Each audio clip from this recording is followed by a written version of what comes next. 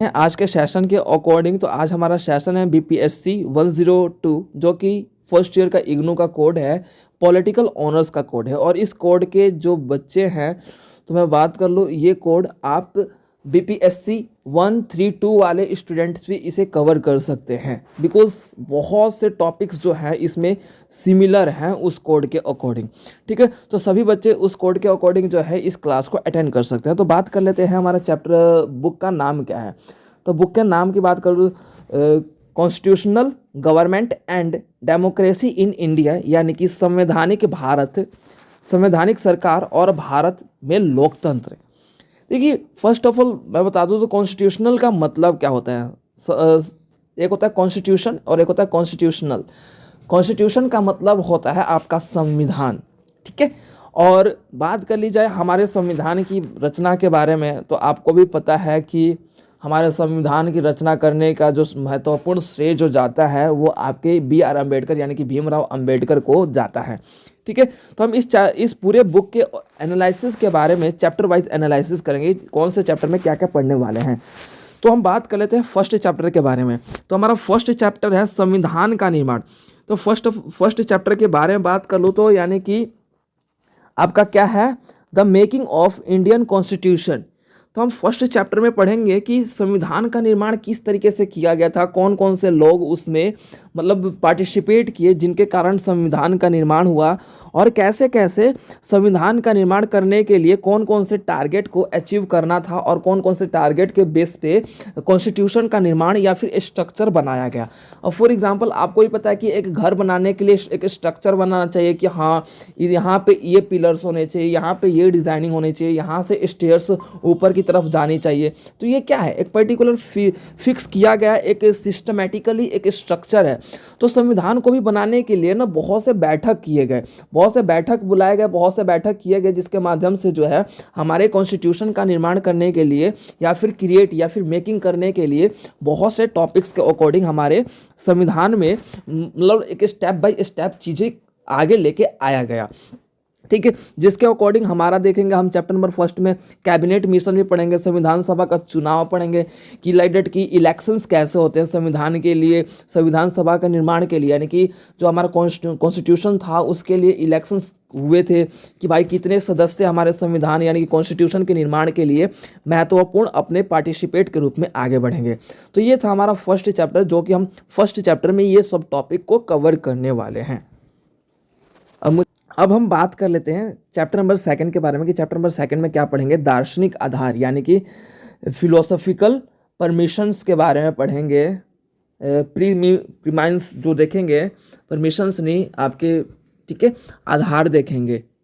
ठीक है, तो इसमें क्या है कि पर्टिकुलर देखा जाए तो भारत का जो कॉन्स्टिट्यूशन यानी कि इंडियन कॉन्स्टिट्यूशन जो था उसके फिलोसफी के बारे में पढ़ेंगे कि कौन कौन से मतलब जो हमारे थिंकर्स थे जैसे भीमराव अंबेडकर, लाला लाजपत राय, ठीक है, जितने भी 7 सदस्य थे उनके द्वारा किस तरीके से कॉन्स्टिट्यूशन पे अपना एक पॉइंट ऑफ व्यू दिया गया था, प्रीमाइंस देखेंगे। ठीक है, प्रीमाइंस के अकॉर्डिंग जो है हम अपने पॉइंट ऑफ व्यू ऑब्जर्व करेंगे चैप्टर नंबर सेकंड में। अब इसके साथ साथ हम चैप्टर नंबर ये भी सेकंड में कवर करेंगे कि जो हमारे प्रीमाइंस के टॉपिक्स है ना उसके बैकग्राउंड क्या है, यानी कि बायोलॉजिकल उसका बैकग्राउंड क्या है कि किस बेसिस पे जो है संविधान का निर्माण करते हुए, यानी कि वैचारिक और दार्शनिक पृष्ठभूमि के बारे में इसे बोलते हैं। ठीक है, तो इसके अकॉर्डिंग हम बात कर लेते हैं। तो समाज में और हमारे समाज को एनालिसिस करते हुए किस तरीके से ऑस्ट्रियन यानी कि ऑस्ट्रियन एक फिलोसोफर था जो उसको कॉपी करते हुए, उसके विचार को कॉपी करते हुए हमारे कॉन्स्टिट्यूशन का निर्माण करने का महत्वपूर्ण श्रेय जाता है। ठीक है, और उसके साथ साथ हम चैप्टर नंबर सेकंड में ये भी पढ़ेंगे कि भारतीय संविधान का सभा का जो दर्शन है वो कैसा रहा है, यानी कि इंडियन कॉन्स्टिट्यूशन का जो आपका असेंबली था वो कैसा था। इस असेंबली के बारे में भी हम डिस्कस करने वाले हैं कि यहाँ पर असेंबली में लोकतंत्र यानी कि बोल सकते हैं कि आपका डेमोक्रेसी के बारे में ध्यान रखा गया गया, ठीक है। लोकतंत्र के साथ साथ हमारे बोल सकते हो कि न्याय व्यवस्था का ध्यान रखा गया, यानी कि बोल सकते हैं कि प्रॉपर वे में कैसे किसी भी व्यक्ति पर कोई भी तरीके का शोषण हो या फिर अत्याचार हो तो वो अपना बोल सकते हो कि कोर्ट में जाके, यानी कि बोल सकते हो न्यायालय का दरवाजा खटखटा सकता है इत्यादि, इन सभी बातों का ध्यान में रखा गया। तो ये सारी बातें जो है हमारा प्रीमाइंस है, यानी कि जो हमारे दार्शनिक व्यवस्था है उसको दर्शाने का प्रयास किया जाता है। तो ये आपका सेकंड चैप्टर है। सेकंड चैप्टर में हम ये भी पढ़ेंगे कि सेकंड चैप्टर में जो आपका भारतीय संविधान सभा और शैक्षिक विचार, यानी कि भारतीय संविधान का निर्माण, यानी कि constitutional assembly of India and academic debates के बारे में भी पढ़ेंगे कि यहाँ पे जो कॉन्स्टिट्यूशन को निर्माण किया गया, बनाने का जब प्रयास किया जाता था तो उस पर भाई लोगों के भाई मत होता था, लोगों के थिंक्स होते थे, उस पर डिबेट भी होते थे कि हाँ भाई नहीं ये होना चाहिए, अच्छा नहीं ये होना चाहिए, ठीक है। तो कई बार आपको ही पता है कि भारतीय संविधान का निर्माण करने के लिए, कॉन्स्टिट्यूशन का निर्माण करने के लिए पूरा टाइम पीरियड की बात की जाए तो 2 साल 11 महीने 18 दिन लगा था। तो लगभग करीब करीब देखा जाए तो आपका कुछ ही टाइम रह गया था, जिसके अकॉर्डिंग अगर 3 साल हो जाता है, ठीक है, अप्रॉक्स। तो ये आप चैप्टर नंबर 2 में पढ़ेंगे। अब देखो हमारा चैप्टर नंबर 3 है प्रस्तावना। प्रस्तावना को बोलते हैं प्रीएम्बल। प्रीएम्बल जो होता है आपका, ये बताया गया कि हमारे संविधान में जो हर चीज़ प्रस्तावना, यानी कि लाइक डेट कि हम अपने पॉइंट्स को शेयर करते हैं। फॉर एग्जांपल कि सर ये पॉइंट्स होने चाहिए ना, सर ये ऐसा होना चाहिए, तो वो आप एक प्रस्ताव रख रहे हो, होना चाहिए, यानी कि डजेंट मैटर कि आप ऑर्डर नहीं दे रहे हो, आप क्या कर रहे हो, अपने थिंक को रिप्रेजेंट कर रहे हो कि सर ये पॉइंट्स होने चाहिए इस सिचुएशन के अकॉर्डिंग, वो आपका प्रस्तावना कहलाता है, ठीक है। अब सिंपल सा लैंग्वेज ये भी देखने को मिला कि 3rd चैप्टर में आप ये भी पढ़ेंगे कि हमारा जो प्रस्तावना है उसकी पृष्ठभूमि, यानी कि बैकग्राउंड क्या है, यानी कि किस बेसिस पे हमारे प्रस्तावना को रखा गया। तो फर्स्ट ऑफ ऑल देखा जाए तो देखो किसी भी कॉन्स्टिट्यूशन को बनाने के लिए आप बेहतर हो इस चीज़ का जजमेंट आप समझ सकते हो कि खुद को हम सही ही बोलते हैं, लेकिन सही और गलत का तर्क वितर्क करने वाला, यानी कि रॉन्ग और राइट्स का जो डिसीजन लेता है, तो सामने वाला अगर गलत रहता हो तो वो आपकी गलती दिखा देता है। बिकॉज हमें इंसान में, यानी कि ह्यूमन बींग का नेचर क्या है, हमें अपनी गलती दिखती नहीं है, ठीक है। तो इसीलिए भाई सभी को आज़ादी था अपने कॉन्स्टिट्यूशन के ऊपर अपने बात को रखने का कि हाँ भाई ये पॉइंट्स होना चाहिए, ये थिंग्स होना चाहिए, पॉइंट्स के साथ साथ ये आंसर्स होने चाहिए, ठीक है। अब उसके ऊपर हमारा क्या है, धर्मनिरपेक्षता, यानी कि धर्मनिरपेक्षता की बात की जाए तो आपको पता है कि धर्मनिरपेक्षता की बात की जाए तो आपको समझ में आ जाएगा कि हमारे धर्म को लेके, यानी कि जो हमारे रिलीजन्स थे, हमारे जो सेकुलरिज्म जो है, ठीक है, यानी कि सोशलिज्म, सेकुलरिज्म और ये बोल सकते हैं इंटीग्रिटी के बारे में भी हम इसी चैप्टर में पढ़ेंगे कि हमारे धर्मनिरपेक्षता का निर्माण करने में भी महत्वपूर्ण ये है, हमारे कॉन्स्टिट्यूशन में जिक्र किया गया था कि हमारा सेकुलरिज्म स्टेट हो, सेकुलरिज्म कंट्री हो। तो ये सारी बातें जो है हमारे कॉन्स्टिट्यूशन को निर्माण करते समय सारी बातों को तर्क वितर्क सक रखा गया था। तो ये था चैप्टर नंबर 3, ठीक है। तो अब हम चैप्टर नंबर 4 के बारे में डिस्कस करेंगे। तो फंडामेंटल राइट्स, जिसे हम मौलिक अधिकार बोलते हैं। तो हम बात कर लेते हैं जैसे कि फंडामेंटल राइट्स, यानी कि मौलिक अधिकार। मौलिक अधिकार क्या है, तो हम इसमें ये पढ़ेंगे कि मौलिक अधिकारों का वर्णन करने के लिए, यानी कि फंडामेंटल राइट्स का जिक्र करते हुए किस तरीके से हमारे देश में मौलिक अधिकारों का जो स्ट्रक्चर है कैसे और कब से स्टार्ट हुआ, यानी कि कॉमनवेल्थ जो ऑफ इंडिया जो बिल पारित हुआ था, यानी कि राष्ट्रमंडल जो विधेयक पारित हुआ था 1925 में, वहीं से हमारा कहीं ना कहीं वो है फंडामेंटल राइट्स के बारे में जिक्र किया गया। उसके बाद नेहरू रिपोर्ट के बारे में भी हम पढ़ेंगे कि नेहरू रिपोर्ट जो है 1928 में किस तरीके से वो अपने बातों को रखते हुए जो है आगे आए। उसके बाद मौलिक अधिकारों पर उप समिति, यानी कि बोल सकते हैं कि the sub committee of fundamental rights. तो क्या है कि बेसिकली हम इस चैप्टर में ये पढ़ेंगे कि फंडामेंटल राइट्स जो हमें हमारे कॉन्स्टिट्यूशन में मतलब बातें बोली गई है, जो कि हमारे अनुच्छेद आपके शुरू हो जाते हैं 12 से लेके आपके अनुच्छेद 32 तक रहते हैं फंडामेंटल राइट्स। तो ये सारे राइट्स जो है हमारे अनुच्छेद में कैसे जोड़े गए, यानी कि बोल सकते हो अनुच्छेद के रूप में हमें कैसे प्राप्त हुए, यानी कैसे हमने इसे अपने कॉन्स्टिट्यूशन में जोड़ा और हमें कौन कौन से राइट्स प्राप्त हैं, ये सारी राइट्स जो है हम अपने चैप्टर नंबर 4 में पढ़ेंगे। बेसिकली पहले हमें सेवन्थ टाइप्स के राइट्स प्राप्त थे, लेकिन संपत्ति का जो अधिकार है, यानी कि बोल सकते हैं कि धन संपत्ति के ऊपर जो अधिकार था वो हमारा बोल सकते हो आप कानूनी अधिकार, यानी कि बोल सकते हो लीगल राइट्स के रूप में बन गया है। ठीक है, तो उसे हटा दिया गया। अब हमारे पास 6 राइट्स हैं, उन 6 राइट्स के बारे में हम चैप्टर नंबर 5th में पढ़ेंगे, और चैप्टर नंबर 4th में पढ़ेंगे जो अभी हम दिखा रहे हैं। ठीक है, और इसके साथ साथ मूल आधार सिद्धांत भी पढ़ेंगे, यानी कि जो बोल सकते हैं बेसिक स्ट्रक्चर प्रिंसिपल के बारे में भी हम इसमें पढ़ेंगे। ठीक है, बेसिक स्ट्रक्चर। ठीक है, तो ये सारी चीज़ें हम चैप्टर नंबर 4 में स्टडी करने वाले हैं, और उसके साथ साथ हम अपने हर एक टॉपिक के साथ साथ चैप्टर नंबर 4 में एक ये भी बात पढ़ेंगे कि मौलिक अधिकारों का उच्च प्रतिबंध क्यों था, यानी कि मौलिक अधिकारों का जो हमारे राइट्स थे उसके ऊपर क्यों हमें प्रदान किए गए, किस लिए प्रदान किए गए, reason of restriction on fundamental rights. Restriction का मतलब होता है कि पाबंदी।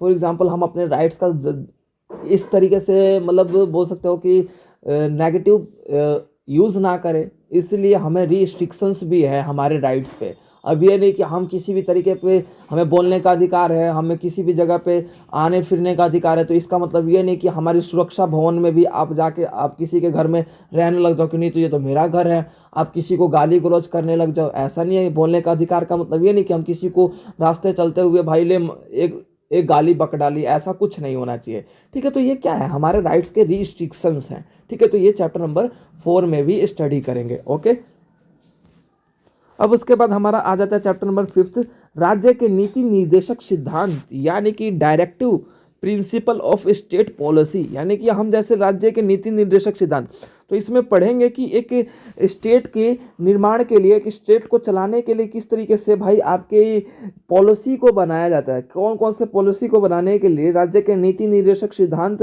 कितने प्रकार के हैं, और हमारे कौन से अनुच्छेद में यानी कि आर्टिकल्स कौन से में रखा गया है। ठीक है, ये आपका भाग 4 में यानी कि जो है हमारा सेक्टर 4 में ये रखा गया राज्य के नीति निर्देशक सिद्धांत। तो ये आपका 36 से शुरू होकर आपका प्रॉपर 51 तक, यानी कि 36 से शुरू होता है और आपका 51 तक आपका देखे जाते हैं 17 प्रकार के नीति निर्देशक सिद्धांतों की व्यवस्था हमारे भारतीय संविधान में यानी कि कॉन्स्टिट्यूशन में प्रदान किया गया है, जिसके अकॉर्डिंग हम अपने नीति निर्देशक सिद्धांत के अकॉर्डिंग हमारा एक स्टेट है प्रॉपरली वर्क करता है, और उसके अकॉर्डिंग ही हमारे स्टेट का जो है डेवलपमेंट निश्चित होता है या फिर डेवलपमेंट पॉसिबल है। तो इसके साथ साथ हम ये देखेंगे कि एक राज्य को यानी कि एक स्टेट को आगे बढ़ाने के लिए ये जितने भी आपके प्रिंसिपल हैं, तो नीति निर्देशक सिद्धांत यानी कि डायरेक्टिव सिद्धांत जो है यानी कि डायरेक्टिव प्रिंसिपल हैं, हमारे स्टेट को डेवलपमेंट में कैसे वो अपना महत्वपूर्ण टॉपिक्स के अकॉर्डिंग अपने आप का पार्टिसिपेट करते हैं। तो ये चैप्टर नंबर 5th में आप ये सारी बातें पढ़ेंगे। ठीक है, तो अब हम चैप्टर नंबर 6 के बारे में बात कर लेते हैं, मौलिक कर्तव्य यानी कि फंडामेंटल ड्यूटीज़। देखो हमने चैप्टर नंबर 4 में पढ़ा कि फंडामेंटल राइट्स, तो फंडामेंटल राइट्स का ही एक ये पार्ट आगे जाके हमारे कॉन्स्टिट्यूशन में जोड़ा गया था। ठीक है, फंडामेंटल राइट्स के साथ साथ हमारा एक फंडामेंटल ड्यूटीज़ भी होना चाहिए। फॉर एग्जांपल फंडामेंटल ड्यूटीज़ की बात की जाए तो हमारा क्या है कि भाई हमारे देश पर किसी प्रकार के ना हमारे बोल सकते हैं कि फंडामेंटल ड्यूटीज़ की बात की जाए तो हमारे कॉन्स्टिट्यूशन में 11 प्रकार के सॉरी यानी कि टोटल 11 टाइप्स के आपके फंडामेंटल ड्यूटीज़ हैं। अगर इन 11 टाइप्स के ड्यूटीज़ की बात की जाए तो देखा जाए तो हमारा जो है ये सारे 11 प्रकार के जो आपके 11 प्रकार के ड्यूटीज़ हैं, तो ये हमारा संविधान यानी कि कॉन्स्टिट्यूशन में ये प्रॉपरली लिखा गया है कि हमारे देश पर किसी प्रकार का जो खतरा आए तो हम उसके खिलाफ खड़े रहें। ठीक है, राष्ट्रीय स्वतंत्रता संघर्ष में अपने विचार को प्रकट करें कि भाई जब हमारा कॉन्स्टिट्यूशन की बात की जाए तो उसके सुरक्षा पर किसी प्रकार का मतलब संकट आए यानी कि प्रॉब्लम्स आए तो हम अपने देश को बचाए रखने के लिए उसका क्या है कि हम उसके प्रॉपरली पर्टिकुलर देखा जाए तो हम एक्टिव रहे। हमारा फंडामेंटल ड्यूटीज़ ये होता है कि हम किसी भी क्षेत्र में किसी प्रकार का आतंकवादी व्यवस्था को रोकने का मतलब बोल सकते हो कि एक थिंकिंग रिप्रेजेंट करे, और उसके साथ साथ हमारा ये भी फंडामेंटल ड्यूटीज़ है कि हमारी खुद की रिस्पॉन्सिबिलिटीज़ कि हमारे फ्लैग होस्टिंग और हमारे राष्ट्रीय गान का सम्मान हो रहा है या नहीं, या फिर ये सब चीज़ें देखना, ऑब्जर्व करना और उसके प्रति लोगों को प्रोत्साहन करना, यानी कि मोटिवेट करना, गाइड करना, इंस्पायर करना, ये हमारे फंडामेंटल ड्यूटीज़ है जो कि हम चैप्टर नंबर 6 में पढ़ेंगे। और इन ड्यूटीज़ के साथ साथ जो है हमारे कॉन्स्टिट्यूशन का जो है वर्णन, यानी कि हमारे कॉन्स्टिट्यूशन का महत्वपूर्ण टाइप्स देखने को मिलता है। तो ये सारी चीज़ें हमारे चैप्टर नंबर 6 में कवर करेंगे। ठीक है, तो अब हम बात कर लेते हैं चैप्टर नंबर 7 के बारे में, जो कि हम बात कर लेते हैं चैप्टर नंबर 7। तो हमारा ये चैप्टर नंबर 7 है विधायिका। विधायिका का जो बोलते हैं लेजिस्लेटिव। ठीक है, तो देखो इसमें क्या होता है प्रॉपरली, तो देखो इसमें क्या है, विधायिका में हम ये पढ़ेंगे प्रेसिडेंट के बारे में पढ़ेंगे, लोकसभा, राज्यसभा और स्पेशल पावर ऑफ राज्यसभा के पास कौन कौन से पावर होते हैं। और इसमें हम ये भी पढ़ेंगे कि राष्ट्रपति जो होता है किस तरीके से इन पर वर्क करता है, विधायिका पर। राज्यसभा का क्या महत्वपूर्ण टाइप्स होता है। ठीक है, और इस पे स्पीकर, यानी कि स्पीकर जो प्रेसिडेंशियल ऑफिसर जो होते हैं, लाइक डेट स्पीकर हो गया, चेयरमैन पर्सन हो गया, ठीक है, राज्यसभा का। उसके बाद मनी बिल भी हम पढ़ेंगे, यानी कि जो है वित्तीय आयोग के बारे में पढ़ेंगे, जो वित्त के रूप में जो है अपना टॉपिक्स को कवर करता है। राज्य विधायिका के बारे में पढ़ेंगे, संसदीय समिति के बारे में भी पढ़ेंगे। तो अब इसमें क्या है, धन विधेयक के बारे में, जिसे मनी बिल्स बोलते हैं। ठीक है, तो ये सारी चीज़ें हम चैप्टर नंबर 7 के बारे में पढ़ेंगे। ठीक है, चैप्टर नंबर 7 में ये सारी चीज़ें हम इस टॉपिक को कवर करेंगे।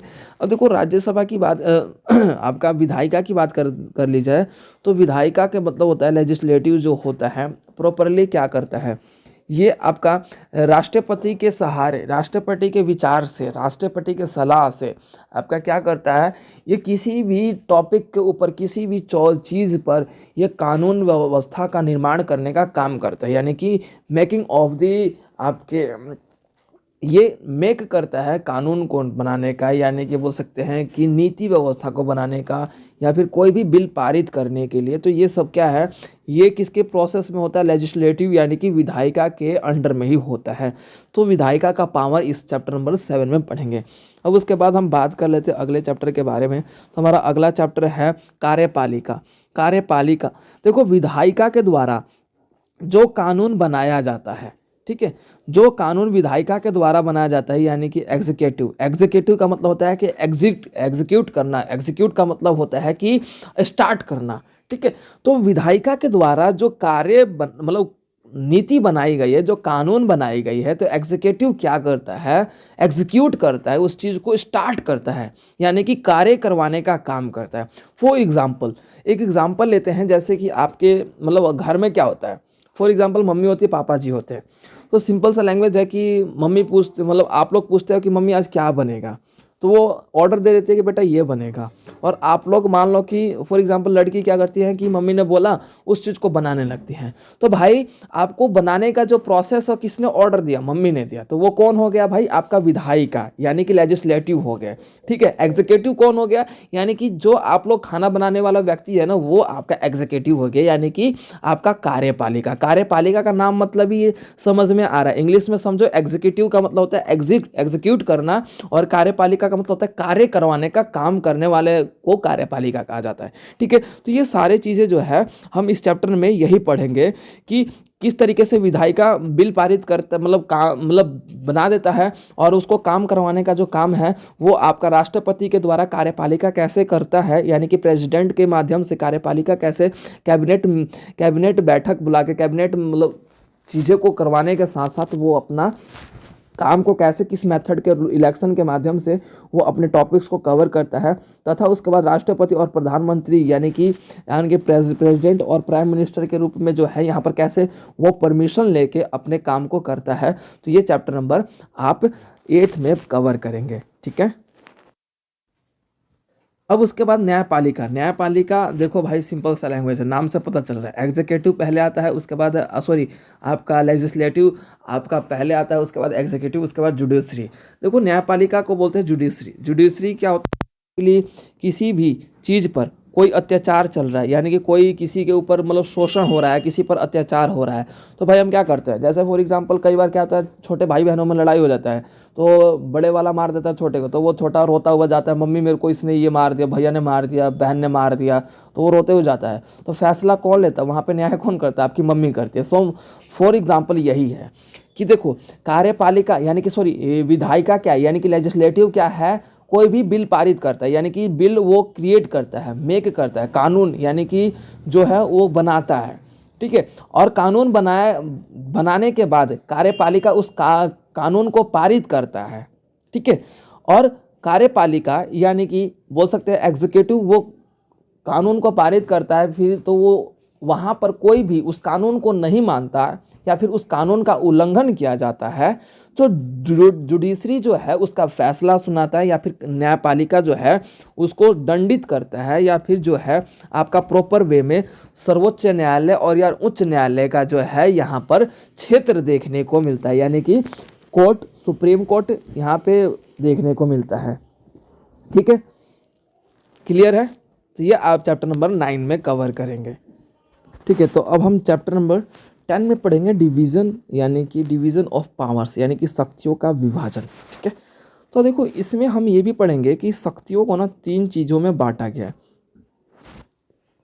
कानून निर्माण करने में आपका शक्तियों का बात कीजिए तो संघ सूची, यानी कि the union list, the state list और द कॉन्करेंटियल लिस्ट के रूप में देखेंगे, यानी कि समवर्तीय सूची, ठीक है। तो ये हम इन सभी सूचियों के बारे में पढ़ेंगे कि इन सूचियों में हमारे पावर को कैसे डिस्ट्रीब्यूट किया गया है, कैसे डिवीज़न किया गया है, कैसे बांटा गया है, ठीक है। तो देखो जाए तो पावर की भी बात की जाए तो हमारे लेजिस्लेटिव, एग्जीक्यूटिव एंड जुडिशरी जो है उसके माध्यम से भी हमारा शक्तियों का विभाजन हो रखा है कि भाई कार्य मतलब विधायिका क्या है, कानून बनाती है, कार्यपालिका उन कानून को पारित करती है, और कानून पारित किए गए व्यवस्था का जो कोई नहीं मानता तो न्यायपालिका उसका न्यायालय व्यवस्था के रूप में जो है सर्वोच्च न्यायालय या फिर न्यायालय, उच्च न्यायालय के माध्यम से उसको दंडित करता है या फिर उसकी रक्षा करता है। तो ये सारी चीज़ें पढ़ेंगे।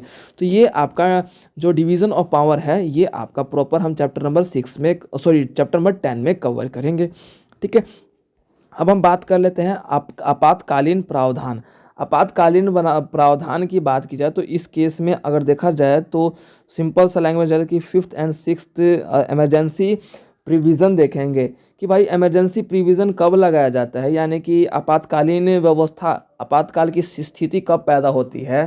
तो ये आपका प्रॉपरली बात की जाए तो यानी कि आर्टिकल 52 से लेके आपका आर्टिकल 60 यानी कि 352 से लेके 360 तक आपका आपातकालीन सिचुएशंस पैदा करता है। और आपातकालीन सिचुएशन पैदा करने की बात की जाए तो ये आपका राष्ट्रीय आपातकालीन, देखो हम इसमें पढ़ेंगे कि नेशनल इमरजेंसी, यानी कि आर्टिकल 60 53 52 से लेके ये आपका होता है नेशनल इमरजेंसी, और स्टेट इमरजेंसी आपका 356 होता है, और फाइनेंशियल इमरजेंसी, 3 प्रकार के इमरजेंसी पढ़ेंगे, ठीक है। 3 प्रकार के आपातकाल होता है, तो उन सभी आपातकालों के बारे में पढ़ेंगे। तो इन आपातकालों का जो मुख्य श्रेय होता है वो हमारे देश की रक्षा करना या फिर देश को बचाना, ठीक है। और इसके अंतर्गत मैं बात करूँ तो इन आपातकाल के माध्यम से जो है इसका जो मुखिया होता है यानी कि सुप्रीम होता है वो पर्टिकुलर कौन होता है, आपका प्रेसिडेंट होता है।